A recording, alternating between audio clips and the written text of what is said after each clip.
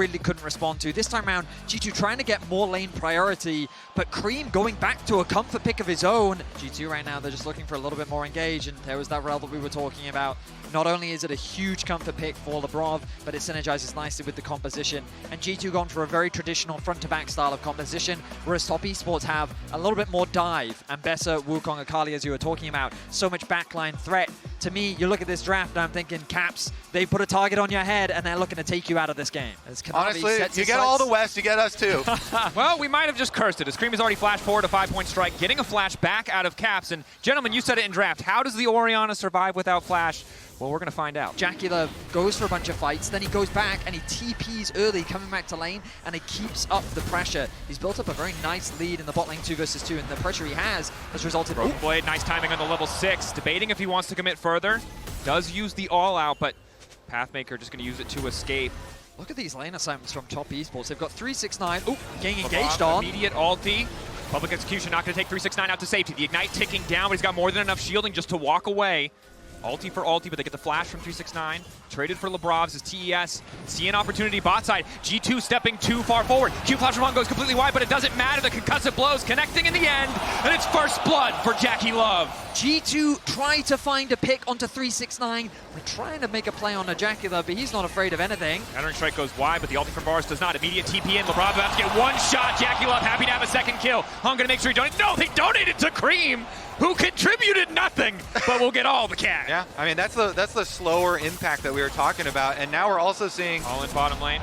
Shockwave looks like it interrupts the E2, the second half of the Shuriken Flipper. That could have been a kill, but still costs the flash and ultimate from Caps. Yeah, just as we were saying from Champion Select here, as soon as you get Orianna in the side lane, and even honestly before that, Akali was very, very happy. Now we'll see the other side lane up here. Cumon here to cover, but Kanavi's finished Trinity Force.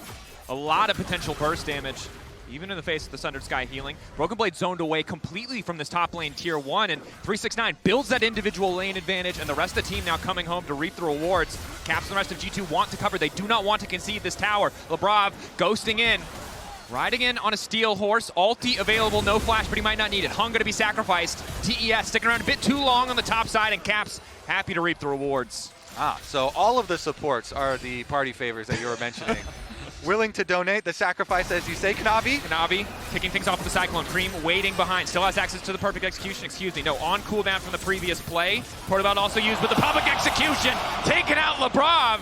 And it's not just the mid laners taking the kills, the junglers as well. The advantages they built in lanes, transitioning it now into the Herald. TES dominating game 1. All in though, Caps! No time for redemption! Cream, baby, back to his origins on the Akali, abusing Orianna.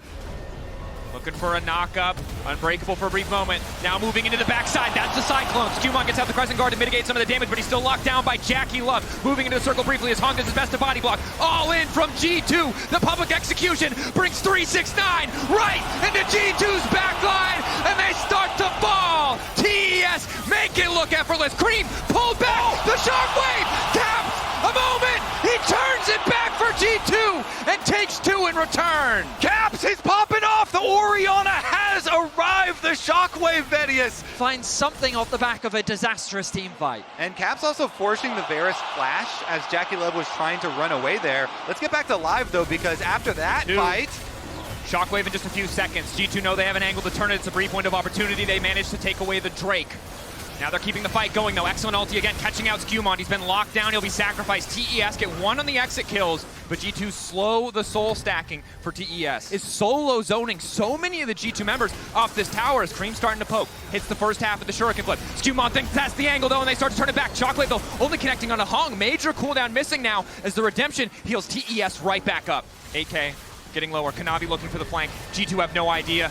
They want to burn this down. They see the TP now. They realize they may have overstepped, but the Otacon's been leashed. TES want to fight. Double redemption, but they're grouping for the Cyclone. Crescent Guard denies it for a brief moment, but all of G2 have to run because once again, it is 369 and Cream back to back. The triple kill for the Akali. G2 are helpless in the face of this top esports dive. He's rolling all 9s today. This Ambessa is insane. He's cutting them down. The teleport ward is perfectly placed, and G2 have been decimated. Shepherded into a choke point.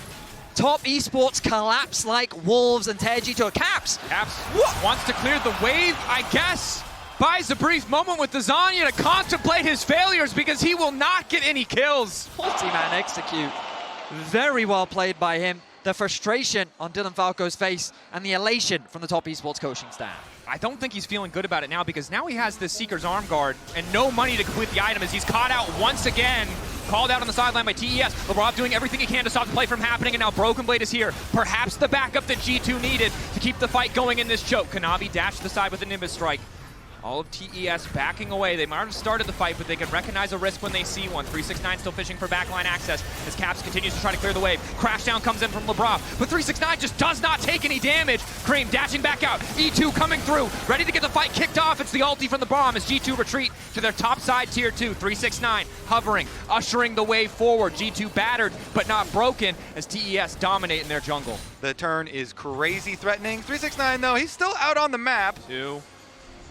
Q flash coming into the shattering strike. Skewmon gonna follow up. Public execution gets a little bit of space for 369 as he flashes out. The Drake Hound step, but the shockwave brings him right back. Hung on the way in to try to protect his top laner, blocking so much damage with the Unbreakable. And now it's Cream in the Shroud. 5 members. The death ball of G2 as Cream dashes right back out. And Kanavi goes in. TES diving, dodging, cutting through G2. And now it's Broken Blade to try to turn it back. He's gone all out, but it might be too late. Skewmon staying living for a brief moment. Redemption now coming in. The extra healing from Thunder Sky will not do a damn thing. Broken Blade down, an ace for TES. Absolutely beautiful from Top Esports once again. That they get to actually take down in this game. And again, while it started okay, because they didn't immediately get deleted, and remember, for both of these teams, there are questions about how they will respond to pressure. For now, Cream needs to worry about responding to the Zen, though, as he dodges through, managing to get away from the shockwave. Redemption going in. He will dash through with the perfect execution, goes back in onto Caps.